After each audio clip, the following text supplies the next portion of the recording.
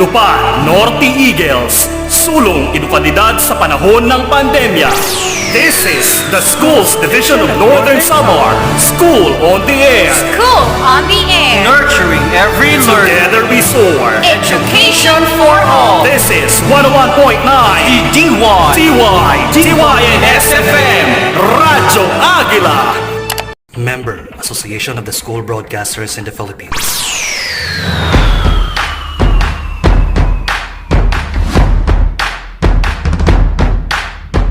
Maupay nga aga Norte San Samar. Good morning everyone. This is Stefano Akyat from Cabatuan National High School for Teach O'Clock on Air. We teach, you learn.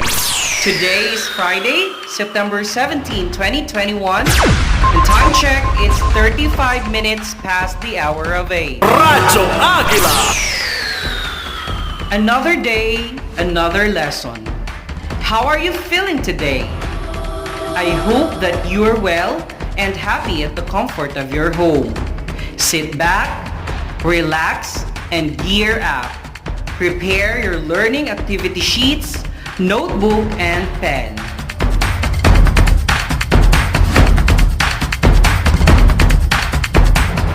Today, we will tackle the kinds of qualitative research.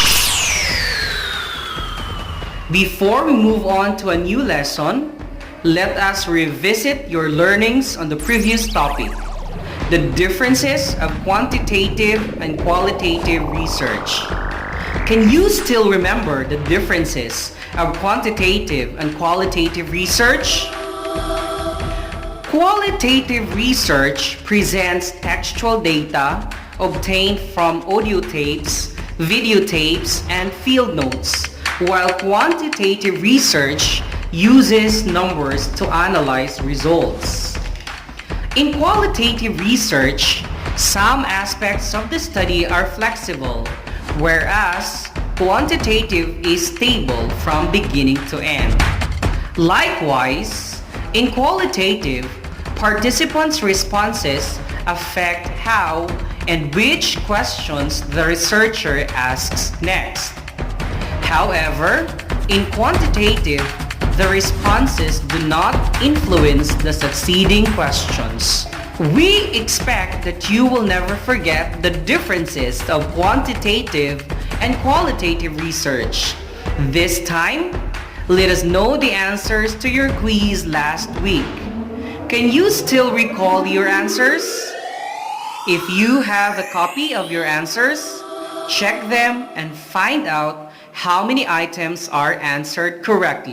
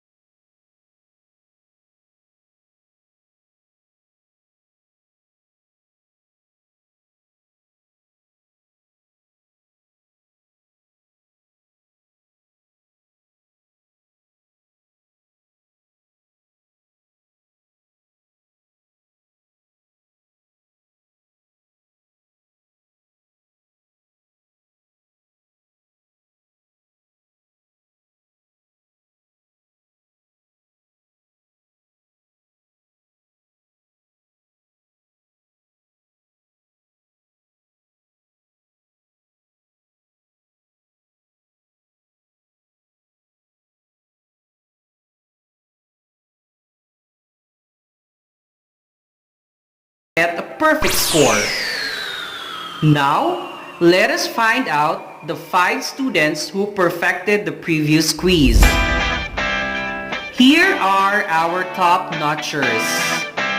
Princess Kahandab, Christine Joy Gileas, Shara May Floralde, Samantha Faye Ramirez, and John Vince Peña. Great job! To the other students, worry not and study better so you will be part of the top-notchers for the next quiz. Fighting!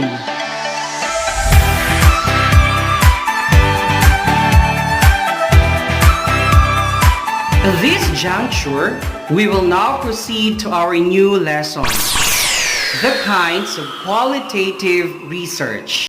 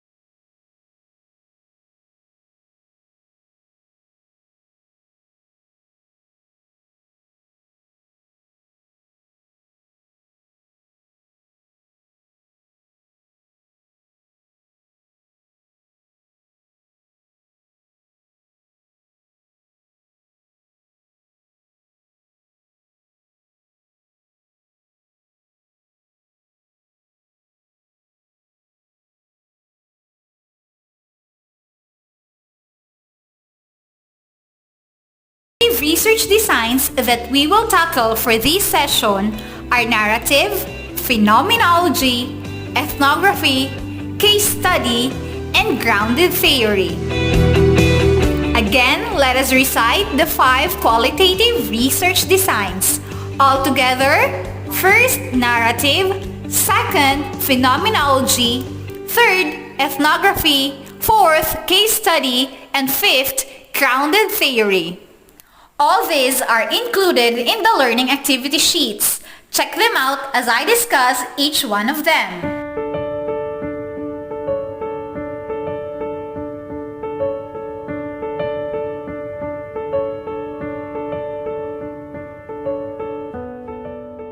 The first qualitative research design is narrative. Narrative research studies the lives of individuals and asks one or more individuals to provide stories about their lives. In this research design, the researcher asks the subject being studied as well as his or her family, friends, and colleagues who deeply know his or her story. In turn, the researcher retells or restores the story of the individuals in a chronological manner. Here are the sample topics: life of a COVID-19 survivor, life of a war veteran, and life of an island teacher.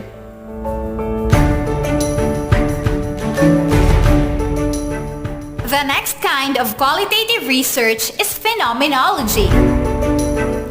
Phenomenology identifies the essence of human experience about a phenomenon as described by the participants. This highlights the experiences of a small number of participants about a certain phenomenon.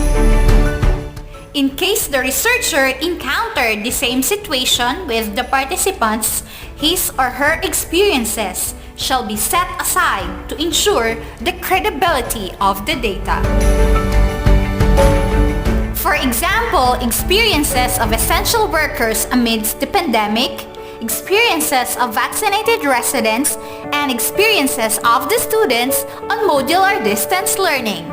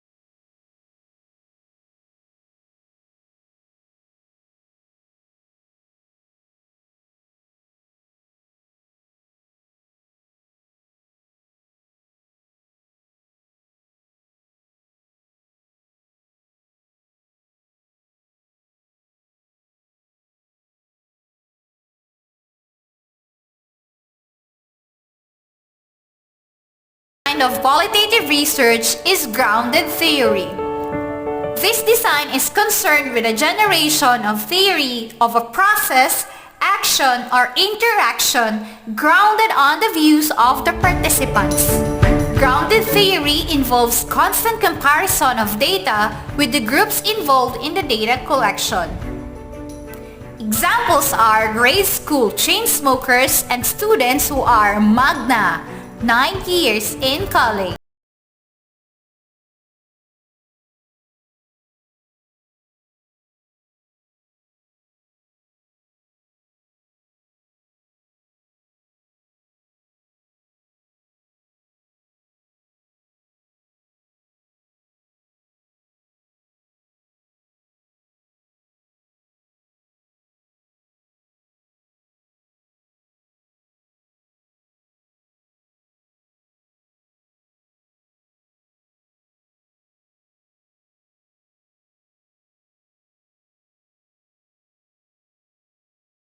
Gained valuable lessons from today's discussion on kinds of qualitative research.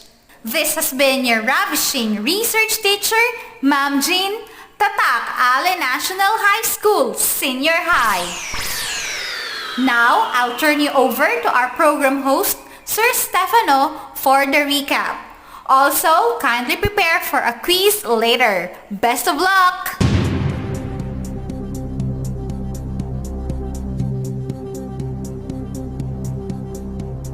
That was Ma'am Regine on your Practical Research 1 lesson, Kinds of Qualitative Research. Again, we have 5 kinds of qualitative research: narrative, phenomenology, ethnography, case study, and grounded theory. Indeed, developing understanding on the kinds of qualitative research will greatly help you in your research endeavors.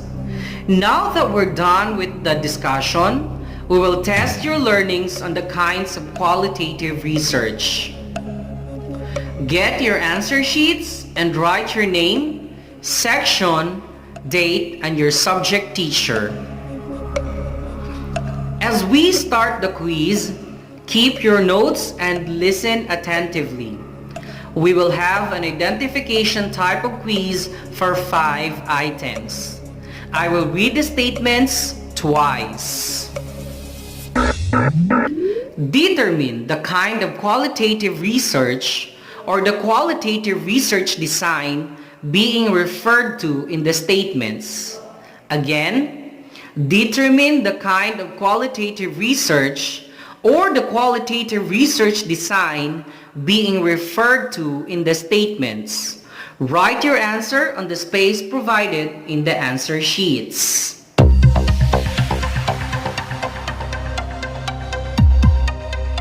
We're all set for the quiz. Number 1. Researchers study an intact cultural group in a natural setting over a prolonged period of time. Again, researchers study an intact cultural group in a natural setting over a prolonged period of time. Number 2. Researchers explore in-depth a program, event, activity, process, or more individuals. Again, researchers explore in-depth a program, event, activity, process, or more individuals. Number 3. Research derives a general abstract theory of a process, action, or interaction grounded on the views of the participants. Again, research derives a general abstract theory of a process, action, or interaction grounded on the views of the participants. Number 4. This is a type of research that studies the lives of individuals and asks one or more individuals to provide stories about their lives. Again, this is a type of research that studies the lives of individuals and asks one or more individuals to provide stories about their lives. Last number 5. Researchers identify the essence of human experience about the phenomenon as described by the participants. Again, researchers identify the essence of human experience at a phenomenon as described by the participants.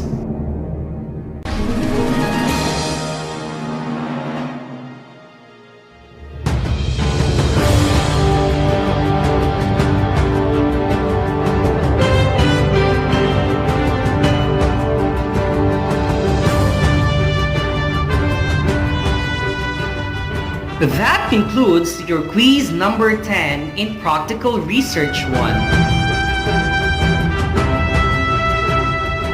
Were you able to identify the kinds of qualitative research correctly? Make sure to answer all the items and don't leave any number blank. If you want to clarify something, write them down on the answer sheets.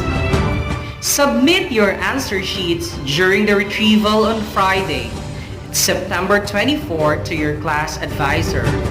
For further discussion on Practical Research 1, watch the video lessons sent to the group chat by your research teacher.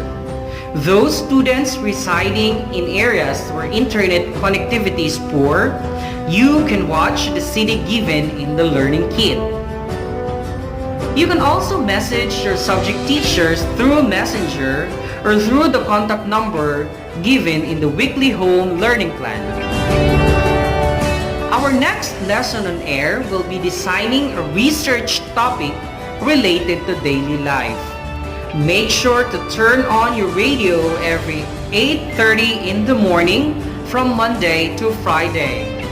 Once again, I am Stefano Apiat for Teach O'Clock on Air. We teach, you learn. Always remember the words of Benjamin Franklin. An investment in knowledge always pays the best interest. Till next time, bye!